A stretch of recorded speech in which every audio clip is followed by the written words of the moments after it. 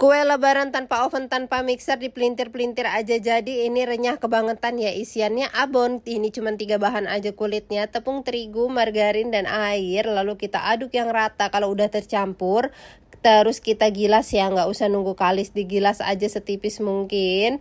Ini pakai kayak begini, lalu kita cetak pakai tutup kayak begini, yang kecil aja ya.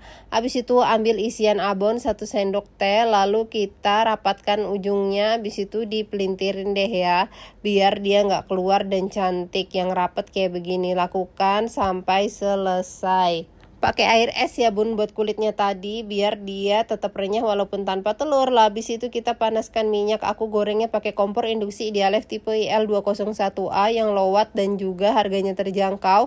Untuk gorengnya ini aku pakai fry pan dari Idealef tipe IL22B yang dia satu set sama kaserol dan juga sama fry pan dan wok pan ya. Nah, kalau sudah kecoklatan, ini tandanya udah matang. Kita angkat, tiriskan sampai benar-benar tiris karena ini buat kue kering lebaran, jadi biar dia awet renyahnya ya. Kalau sudah dingin, kita tata di dalam toples seperti ini. Jadi deh pastel mini abonnya. Super gampang banget bikinnya. All cookware di video beli di Idealef.